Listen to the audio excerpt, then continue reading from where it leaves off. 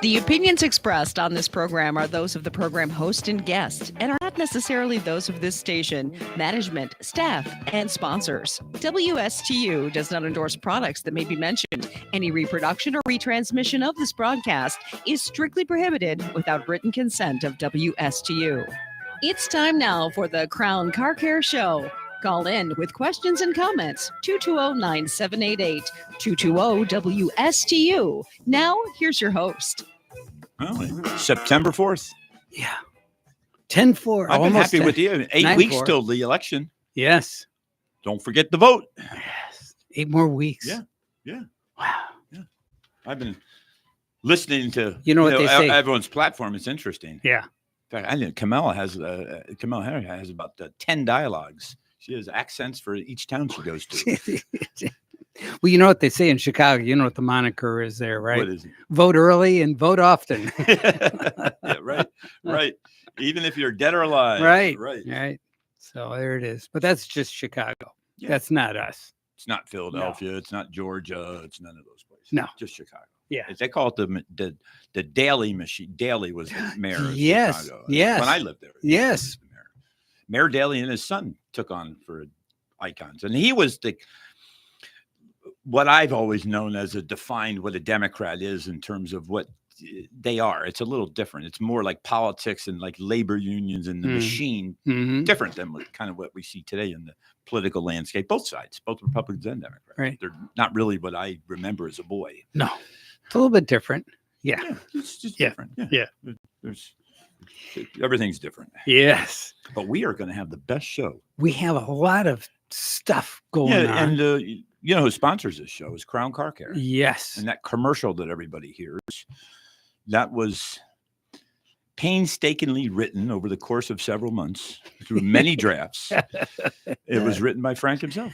And you did a great job. Thank you. Thank you. Thank you. No, it's just, it rolls. Yeah, it was. It rolls off the tongue. It was a fun commercial. Then we have my wife's speaking, of course. Yeah, everybody loves Tamara's. Everybody loves Tamara, ELT. Yes. Everybody loves Tamara. Not EL Fudge, but ELT. Right. So looking at automotive news, turning the page here. Yes. Got a couple of items here. I'm going to read off to you and tell me what you think they all have in common. Hybrids, crossovers drive Toyota, Honda, Hyundai, Kia to August U.S. sales gains. Let's see now. California moves ahead with self-driving trucks despite the labor opposition. And Volvo is getting into the hybrid business.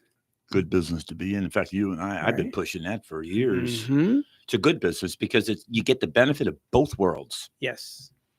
And you have double, it's like on an airplane. You have a double redundancy. Yes. You can be electric, and especially if you get like the plug-in hybrid, the PHEV, I believe it's called. A lot of those will have 50 miles range plus an ICE. Yeah. And a lot of people, that's all they do locally. You work locally and live locally. You could be electric, and then if you needed to take a long trip or had range anxiety or couldn't find a charger, the engine can always run. Well, that's what the Volt was. The Volt was a generator. It never really linked up to the drivetrain, the engine. Right. So, and this is an article that I found interesting. I sent you a copy of it. It's from the Cool Down.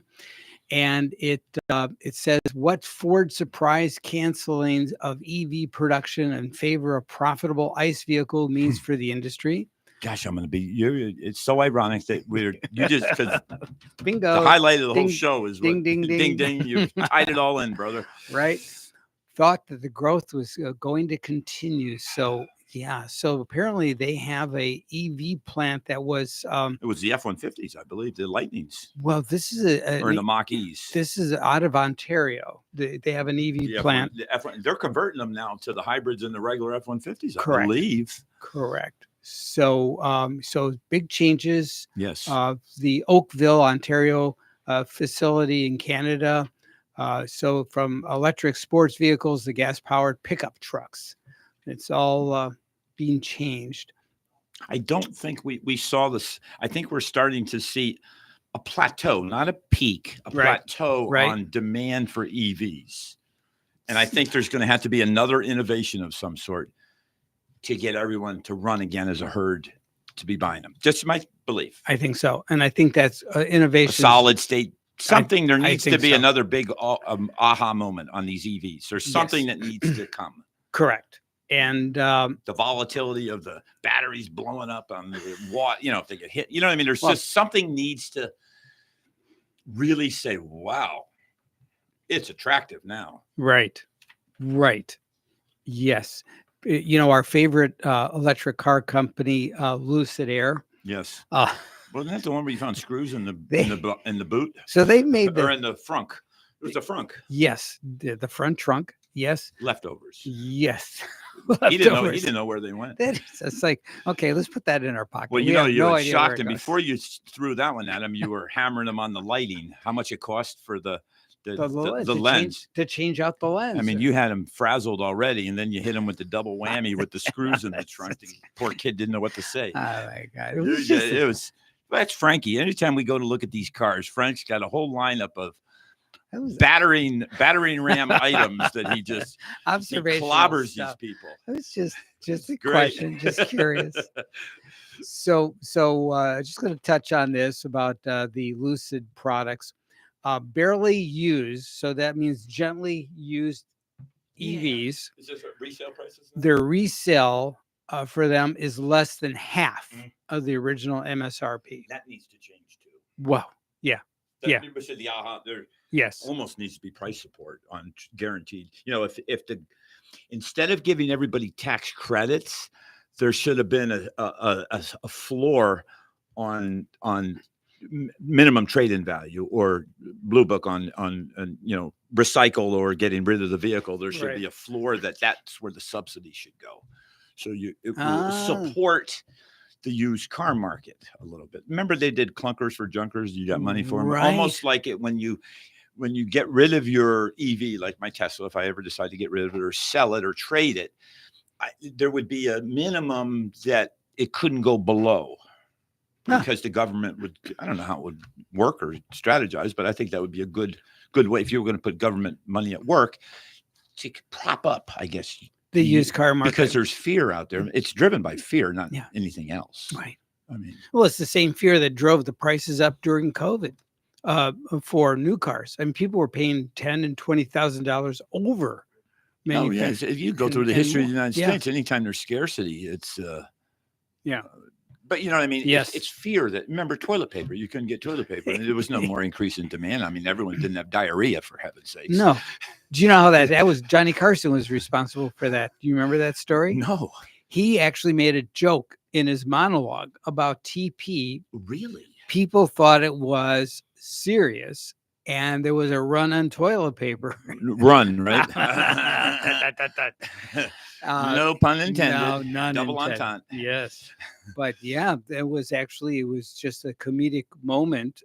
And of course, it shows you how many people watch The Tonight Show. Oh, even Jay Leno would watch him. He was right. It was a perfect segue. Yeah.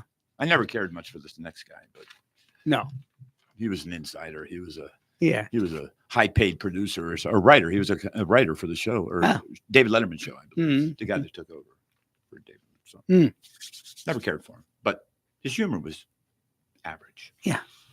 Average. Yeah. Average. So there you go. So that's so it just kind of brings you up to speed. Well, that kind of brings in all your discussions here are going to be linked to this. Now, so the title of warn everybody. Title of today's show is "What Would Henry Do?" Correct. Henry Ford. Mm-hmm. We'll get to that at the end, and you people will figure it out as I read this. No, it's 6 magazine pages, but half of them are pictures. I have to read a good portion of this for us to enter into dialogue to dissect it. Okay. Every paragraph is a nugget that we could spend 2 shows on. But let me give credit because this is not my writing. Right. We are doing nothing but a book report on it. Okay. I don't want to, sure. This guy's and a genius.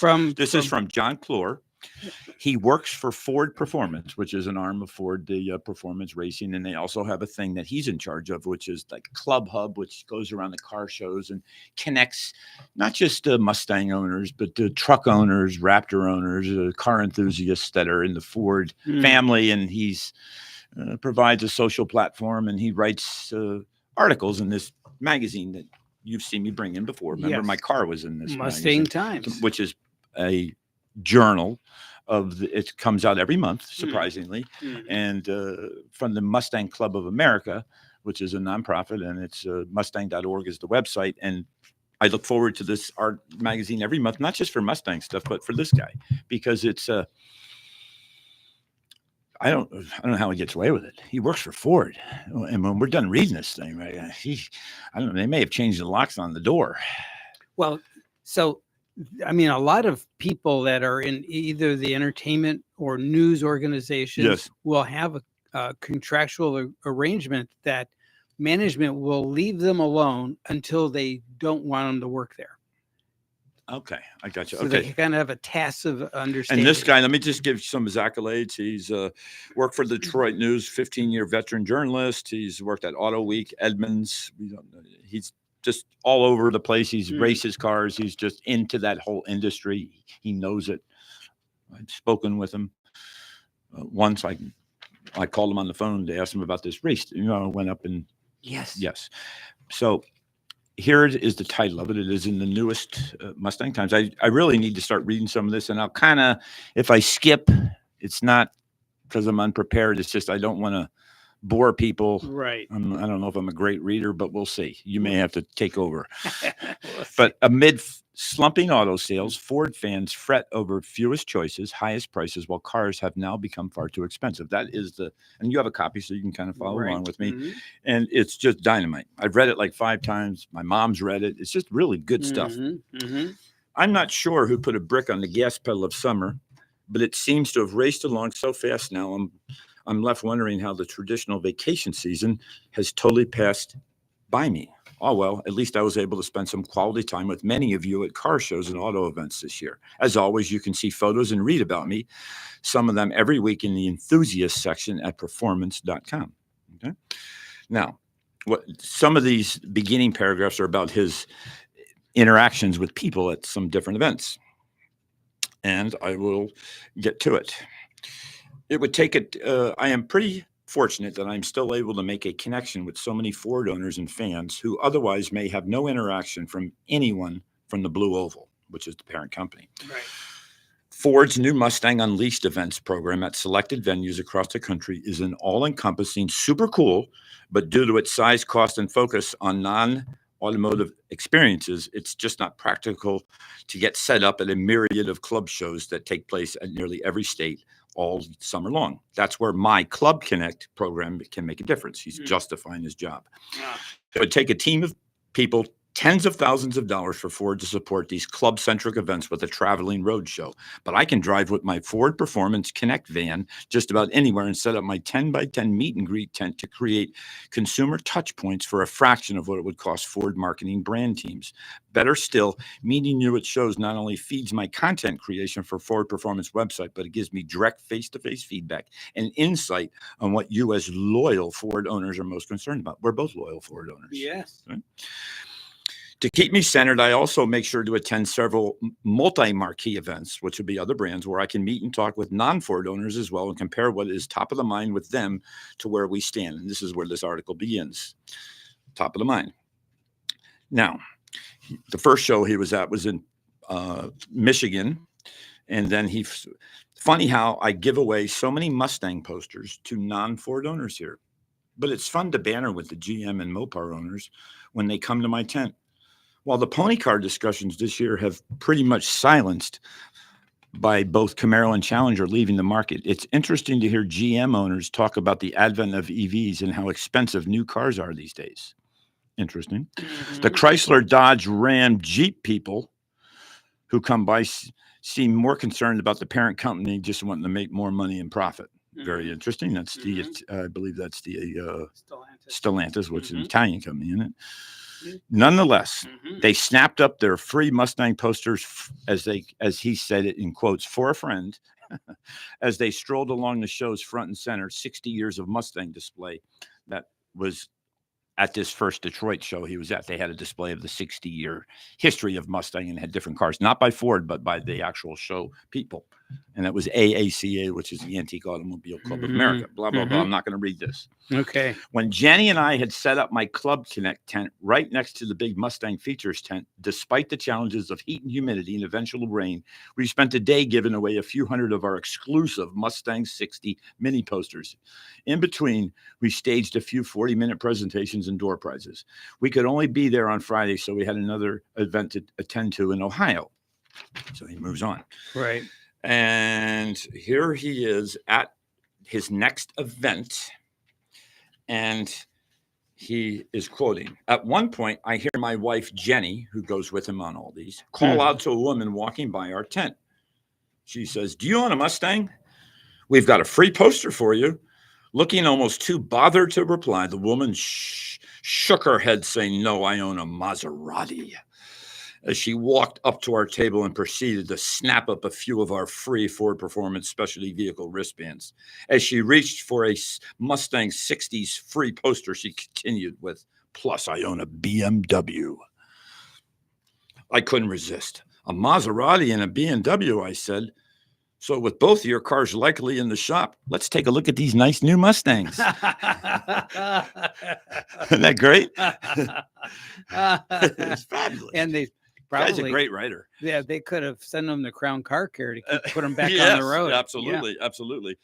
There's plenty of good nature and teasing going on with the few Camaro people we met, plus a wide variety of other GM owners as well as Mopar folks who felt compelled to see the Mustangs and stop for a chat at our tent. What do you suppose the most common comment was from just about all of them? And I would say it's more than anecdotal because he's going around all these shows talking to everybody. Right. It was how expensive cars are to buy, insure, and this is where it hits home with me, and maintain. Right. Okay, because I'm starting to hear it with people. Mm-hmm. Okay. It seemed to hit a deeper than just the inflation we were all experiencing for everything right now. The cost of cars and food was a big topic. I noted as I sipped on my $4 lemonade. Oh, $4. This guy's great. It's no secret. There's some good meat here. Let's flesh this out. With auto production slowing from a crawl to a dead stop and then back to a chip shortage, we all remember during the pandemic, manufacturers were able to demand mind-boggling prices for a few cars that were available and score big profits in the process. As consumers adjusted their expectations, base models were replaced by high-trim, high-profit models. Dealers added huge markups, and low inventories became the new norm for car shoppers. Now, this is some stats, and I want everyone to, I may have to say this twice. Every year from some time now, the average transaction price for cars is creeping higher and higher. Last time I checked, the average new car price today sells for $49,000, Frank. The average. Right. That's the average. High and low, add them all together, divide by how many your cars there are. Right. And the average used car price, which is mind-blowing to me, lists now at more than $26,000. That's a 31% increase for new cars and 40% increase for used cars since 2020. And it's only just past the middle of 24. So 3.5 years, we've gone up 40%. Yes. Something wrong with this. Something wrong here. Something wrong. Yeah, we need to change the filter or something. It's not blowing cold. Something's wrong.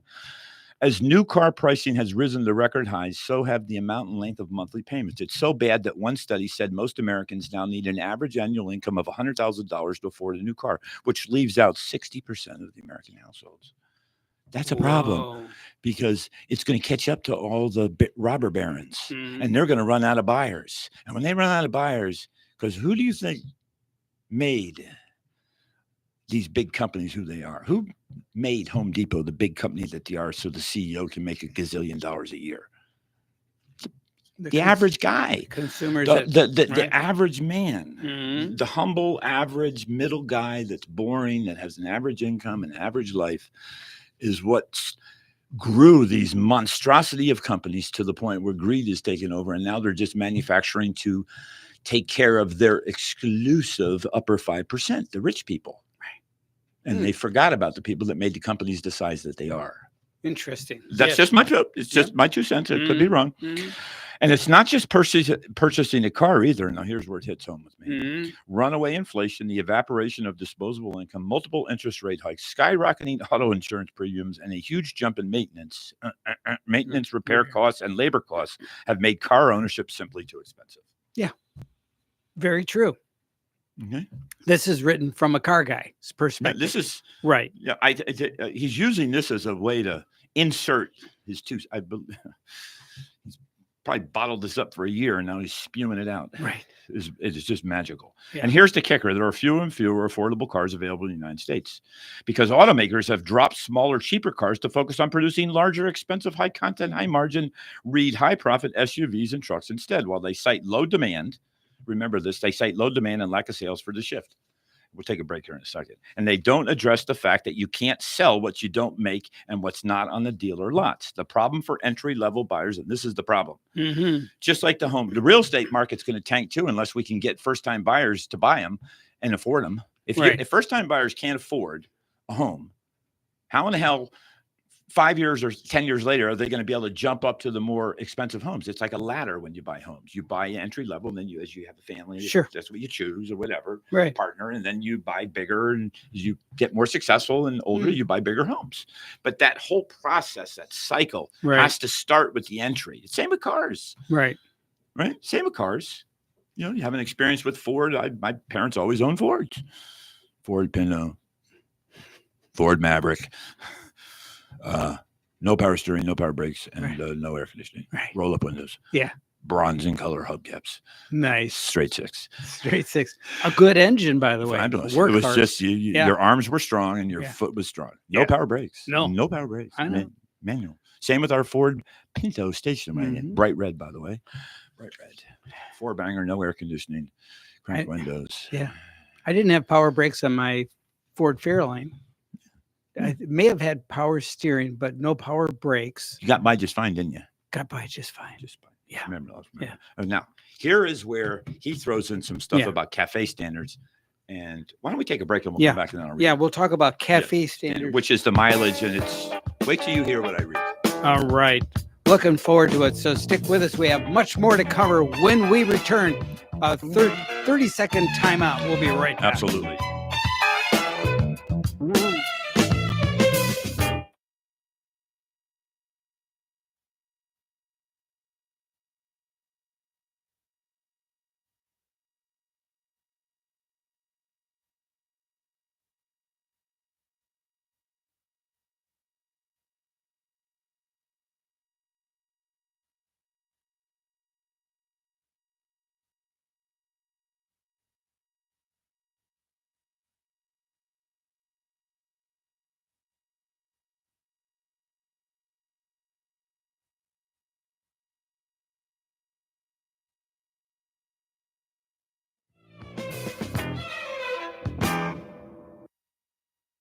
We are back. Oh, we have a phone call? We do. My God. Wow. All right, here we go. It's the Crown Car Care hotline. It temporarily becomes the hotline once we do our show. Yes. There we go. You're on the air, caller. Go ahead. Hi, Todd. Hi, Frank. It's Deb. Hey. I want to mention that the best thing about when you had a stick shift car, your legs were in shape all the time. Oh, I know. I know. If you were in a big city and you had a downshift and upshift and back and forth and this, I'll tell you what, I had the prettiest looking legs for a long time driving this. My first job was working at a full serve gas station. I always used to tell the girls that drove the manual, you have the most beautiful legs. Some of them would take the compliment and some of them would look funny at me. I was only 16 years old. But it was sure nice to see those beautiful legs. In your body, in your legs, you basically. Oh, yeah. And if you've never, and she's not kidding, because in the old days, the clutches weren't hydraulic like they are now. No. You know, they were mechanical linkage. And let me tell you, you use leverage. And the leverage came from the muscles on your leg. Yeah, you were part of the mechanical. You were doing some pushing. Yep. I love That's just my little tidbit for today. You guys have a great show. Well, thank you. I love it. Thanks. Bye. Thanks, Deb. All right, bye. So let's set this. All right. From what I understand, as a boy, the reason why we have cafe standards and mileage and minimum standards is for pollution. Yes. We want to burn less of a scarce resource, commonly called oil or diesel or gasoline, whatever the fuel is. Right. So not too long ago, automakers had to meet a corporate average fuel economy called CAFE. Standards set by the government for the entire fleet. To meet these standards, they sold fuel-efficient cars at low profit. I'll repeat that. They sold fuel-efficient cars at low profit to offset the lower miles per gallons of the larger SUVs and trucks. So on average, they would meet the standards. You remember when they had the Ford Focus, they had the Escorts, the ZX. I mean, they had all these ones that were great smaller cars that were actually high quality. In fact, I owned it. I've owned an Escort. I've owned a Focus. Great cars. I drove when I was up in Detroit 1 year. I'd rented a car after I landed at the airport, and it was a Ford Fiesta. Great car. Yeah. But they're easy to park. Once you drive a smaller car, sometimes you're kind of like, I kind of like this. They're easy to get around and park, and you can go anywhere. Zip around. Oh yeah. That's why I see you all over town here. It was a party in the car. Let me tell you, Fiesta. Yeah. Okay, so to offset the lower miles per gallon. But in 2008, something changed, Frank. Uh-oh. Fuel economy regulations were changed to focus on a corporate, in quotes, footprint, or how well a model performs for its size rather than the average for all the vehicles the company sells. Who basically, what's that word, when you enabled the car companies to go down this route? The federal government did. Yes. Okay. And I'm sure there was payola. I'm sure there was dark, smoke-filled meetings. Well, there's more to that story, and I'm going to dig down that hole and find out the truth of that, because there's something that went down. Yeah. Or how well the model performs for its size rather than the average for all the vehicles that a company sells. So now automakers have less incentive to produce small cars so they can focus on high-profit SUVs and trucks. So is now the federal EPA complicit in collusion with this Operation Water? No, it wouldn't be Watergate. It would be, what would it be? Radiator Gate? I don't know. Coolant Gate? I don't know. Car Gate? Cafe Gate? There seems to be, this isn't just the market telling. They got it handed a softball and they hit it out of the park for profits. Right. Think about that. Yeah. That is when a government agency deregulates it makes it easy for you to make higher profit on larger cars, which, and again, now goes against why the EPA is there. And this is what I don't understand.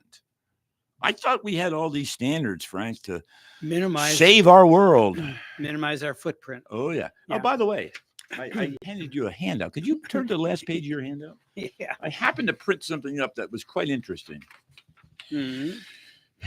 This chart here, and I'll hold it up so all of our viewers, millions of viewers, can see on the YouTube. Yes. Is a 1,000,000-year Here, I got it. temperature cycle of the average temperature on Earth.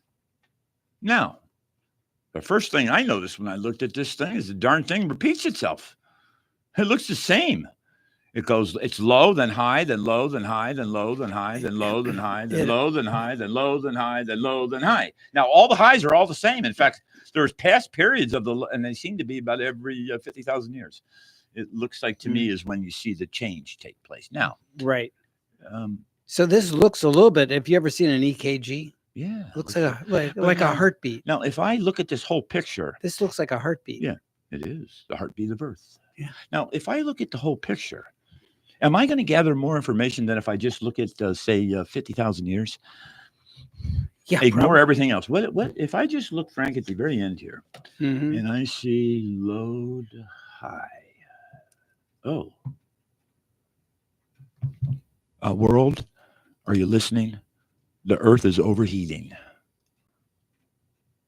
But wait a minute. If I take a 100-foot view, that maximum temperature is the same as it's been for the last 15 cycles. Wait a minute here. Something isn't right here. EPA, your studies here, you're looking at it's common in statistical analysis when you don't have a good sample size. Right. Was looking at the when I went on a mainstream search engine, raising temperature. I had to type in a 1,000,000-year chart to find it. Right. When I looked at all my average mean temperatures, it only showed me the rise. Right. It didn't show me the run or the low, because with every peak there's a valley, and it repeats itself like an EKG. Right. So this peak that we're at now, or close to it, is no higher or lower than, in fact, the last peak we had was considerably higher than what we are now. Yeah. It was hotter. But wait a minute, they didn't have cars then. Right. What is there some piece of data here that I'm missing, Frank? Could you help me out, please? Volcanoes. Okay. I always thought it was cattle tooting. I've been told. Yeah. I don't know. There's a lot of pollution There goes in the air. seems to be something is fishy here. I'm just telling you, it doesn't ring with me, and I don't like it. Because imagine if I fixed my customers' cars with how I felt and thought as opposed to the science and logic. Probably wouldn't have a business, right? No, I have to do what's right, what is needed and what is diagnosed as needed, right? If I only look at part of this graph, my conclusions are far different than somebody that looks at the whole picture. correct. Far different. And I don't like it. I like the fact that the government's been on the case of automakers to get better mileage. I think that's a good thing. It involves technology. We wouldn't have the fuel injection and half of the advancements we have that we love about our cars now, if it wasn't for the EPA demanding. But then they did something magical. Something happened in 2008 where they gave a softball lob pitch to all the big three and said, build your big ones. We're only going to look and see how your big ones compare to other big ones, not the whole thing. Whoa. And then who comes in? The Koreans, the Chinese come in with the cheap entry-level cars, and who's scooping them up? Everybody else. Yeah. All the Darn consumers. tootin'. Yeah. And where is the next generation of first-time car buyers? Where's their loyalty going to be? Ford who? GM who? Yeah. They're going to be talking about their aspirations are going to be a Genesis, not a Lincoln or a Cadillac. So the thought process that you're going through, my guess is about a year or so back, maybe more, likely more, Elon Musk had the same thought process. Oh, really? And the Tesla Model 2, which will be coming out next year. Oh, he's offering it to the masses. $20,000 a copy. He's going to kill it. Right. You know what it is? It's brand building. So you don't make a ton of money on it. But every year that you sell a whole bunch to first-time buyers, you have an army of loyalists. Right. And when you have an army of loyalists and they start getting promotions and job increases and they start businesses and they have entrepreneurship and they have more disposable income at their hands, are they going to go outside of that world of their first car that offered them a great experience? Hell no. They're going to stick with it. Just like I stuck with Ford and you stuck with Ford because that's what my parents had. Yeah. Right? Yeah. Henry Ford paid for my grandfather's citizenship classes. What? Yeah. You're kidding. They were personal friends. Really? Yeah. Oh. Yeah. You've been holding us back this whole time. I don't know. You have a connection to the Ford family? Yeah. Just Henry Ford. You do? Yeah. Yeah. Well, they've all since passed, but yes. But yes. God. Yeah. Honestly, I'm going to tell that story everywhere. That's fascinating. Yeah. Yeah. Wow. So let's table that now. And because you know what happened with the oil embargo, that we had in the 70s, who came in with their low price cars, high quality? Japanese. Right. And then what happened with Japanese? They went they went up market, Lexus, Genesis, and now then came in the Koreans and now the Chinese. Right. If I was smart, if I was Ford, I'd be building up a whole bunch of Focuses and Fiestas. Right. Cheap. And I'd be, here's something else you'll love here. It says Koreans, Let me see if I can find it. He's talking about the whether they want to have that attachment of social justice attached to the brand name. Okay. Very interesting. Let me see if I can find that. That's the diversity, inclusion, all that. Yeah. More and more I'm manufacturers. a merit-based guy, just like how I fix cars. That's all I can tell you. I love everybody, but you have to earn your way to success. Correct. I can't give it to you. No. Because it's fake. And then you're going to make bad decisions. And when you make bad decisions, it's going to affect people. Right. Right. And this is what's happened with this whole thing with EVs. Can I have about 2 minutes of an EV tirade? Sure. 2 minutes. Here it is. I'll give you Here's my 2 minute warning. tirade. Okay. Go. You've got the manufacturers that want to get everybody on board because that's what they sell. If you and I, Frank, were in the battery business, we'd want everybody, including the government, to give out subsidies, handouts, so I could sell batteries. So my family could send my kids to college. I could buy a bigger Ferrari, bigger yacht, whatever my dreams are. Right. Okay. So you have that they're one constituent. Okay. Then you have the buyer as a constituent. Right. And then you have a deal maker. Okay. And the deal maker is the government and their negotiating skills with putting like incentives, tax credits, or mandates like Green New Deal, shall we say? Right. I think I've heard that word before. I think so. I don't know if you say with a southern draw or a northern. I don't. It depends on, I guess, where you're speaking about it. Right. So if it's down south, it's southern. Okay. Now imagine if the person that's in the government that's doing these negotiations is a young punk out of college and he doesn't really have any experience or no science knowledge or technology about batteries or the realities of range anxiety or the problem of putting in the infrastructure of charging stations, et cetera, et cetera, et cetera, et cetera.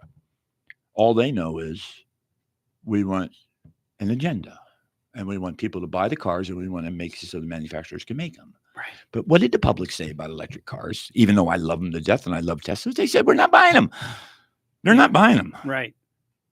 You can say it. I can say it. Right. And then people can say we're full of crap, but we're not. They're not buying them. You just read an article, Frank. They're converting plants. We love them, but they're not buying them, Frank. People are not. They're too expensive. And when they break, they're a hell of a fix. Yeah.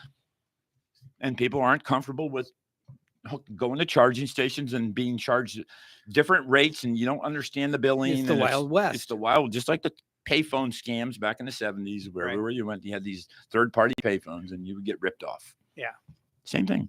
Mm-hmm. People aren't buying them, and so what are the manufacturers doing? You just read 2 articles. Ford's converting one of their plants. Listen, if the people don't buy it, even if the government mandates it, the Green New Deal. And that is the power of the multitudes. That's the power of the people. Right. If one person says, I'm not buying it, means nothing. Right. But if a whole generation says, we ain't buying them, even if you give them to me, we don't want them. Right. And there's a lot of hurdles to overcome to get people to want them. Oh, yeah. And they're not wanting them. So now we've got ramped up companies that were all juiced by some punk college grad that, pie in the sky dreams and didn't really research the science of it. Right. Because I argue it wasn't researched when they mandated this stuff. California is going to be in for a rude awakening too. They're outlawing diesels here in a couple of years, and that is going to be the death of California. Right. It's not doable, man. Right. For God's sakes, you got to use your head, man. This is our country. I love my country, Frank. I love every bit of it. And I'm seeing some things take place, Frank, that are going to that people aren't realizing. It's going to be a brick wall at the end around that bend. And the train's going to hit it. You hear the drum beats in the distance. Ford's caught on. They're going back to hybrids. Yeah. That's what people want. People want hybrids. Toyota never bit the apple of EVs, really. No. They had plug-in PHEVs, but they never really had EVs. They really didn't go down that road. Right. And we know Japanese car companies are known to take slower decision-making. They think in generations and hundreds of years in terms of their marketing and planning. Right. Unlike flash in the pan. Make me happy now. Yes. So that's my stent and my rampage because I'm really quite upset about it. Okay. Yes. Because the EV market would not be right. destroyed as it is because of it was an allure that didn't happen and didn't work. All right. We're going to take that regulation timeout. We'll be right back.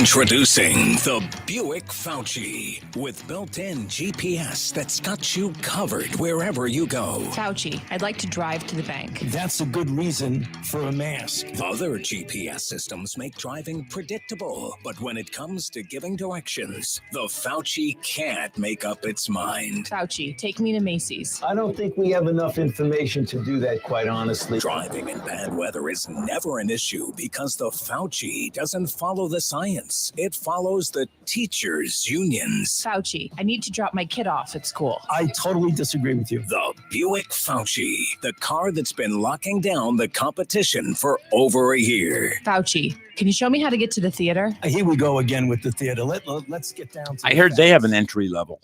They do. Yeah, you have to get a vaccine though. When you get Yeah. requirement before you can get in the vehicle. Okay. That's right.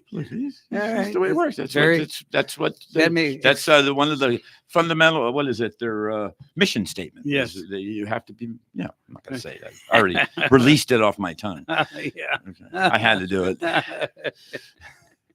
Okay. Okay. Clearly, something isn't working as overall auto sales are slumping. Well, this is, again, John Clore, while rising new vehicle affordability is having a tremendous impact on car buyers, and especially young ones who, according to a recent poll I saw, don't have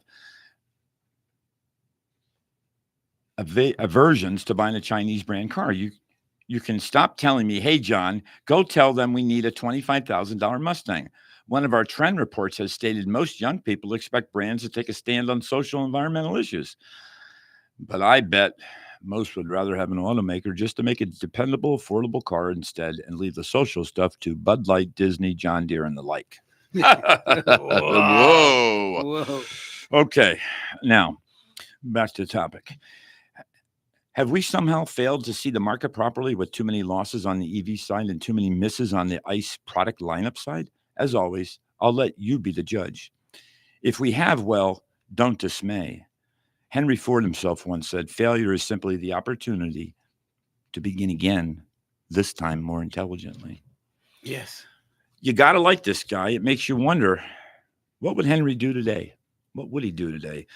We only need to look as far as some of his most famous quotes about the auto business as he embarked well over 100 years ago on changing the world with his Model T Ford. He said, emphatically, I will build a car for the great multitude. It will be large enough for the family, but small enough for the individual to run and care for. It will be constructed, Frank, of the finest materials, be made by the best men to be hired, after the simplest designs that take modern engineering can devise. So simple, but modern. Yeah. Kind of like Musk, I Mhm. believe, and Mhm. Apple phones. Mhm. But it will be low in price. And I'm going to repeat this, that no man making a good salary will be unable to own one. Sounds like a quote from Henry Ford. It is. Yeah. Now imagine if you bought domestic and there was assistance with interest rates on your first-time car buyer. There was a cap on how much you could spend. So if you were a rich brat, you couldn't do it to, get a cheaper price. Right. You had a minimum, maximum salaries, but the federal government, I could see that too. Right. Buy American and buy some of their entry-level cars. But wait a minute, there are no entry-level cars anymore, Frank. They're gone. Ford doesn't have any. Yeah. There's none. Your closest is a Ford Maverick. Yeah. And that's an SUV, and they've underproduced them, and there's a demand already a year in advance. Isn't that a tragedy? It is. Because they're not making enough profit on it. Shareholder return. But I don't want to sound like a fascist or a communist or a socialist. And markets go the way they go. People. Right? Am I right? I can't. Consumers determine the market. We cannot do Right. it, but I will tell you that You can't. switcheroo they did with Cafe in 2008 was quite interesting. Yeah. Because I'd argue it wouldn't be going on. Right. Because if they held to the guns of the average of the whole fleet, they'd have to have the lower priced entry level cars. Right. And then when it's a mandate by the federal government through the EPA, then it's a level playing field because everybody has to do it. You have no shirkers. You can't shirk your responsibility. Yeah, in a free market, a lot of times, hey, I'll lower your price, you lower mine. And a lot of guys don't do it. Right. Just like the gas station wars. Mhm. Right. But if everyone has to have entry level cars to meet the standards, now what did we solve? We're getting more and more technology. We have an entry-level car that's American-made that can be bought by first-time auto buyers. We offer an incentive program with lower interest rates so they can get in their first car. Okay? There should be some kind of help with insurance on these things. I mean, it's gotten to the point, Frank, where you have to make big money to just have basic transportation. Yeah. And it breaks my heart because that's what starts the climb of success, man. That's how you do it. Success is climbing a ladder, but the first rung sometimes is the hardest one to reach. And I argue that first rung has gotten to the point where the tallest man in the world at age 21 can't reach that rung anymore. Yeah. And they can't start to climb. And it's a tragedy. It's a shame. And I'm seeing it before my own eyes. And that's why I had to write this. Yeah. Because it's passionate to me. It just stinks. I bought my first car. It was a Ford Mustang Mach 1. I'd had that car picked out. I bought it used for like $1,500 or so. I don't know what it was, $2,000, whatever it was.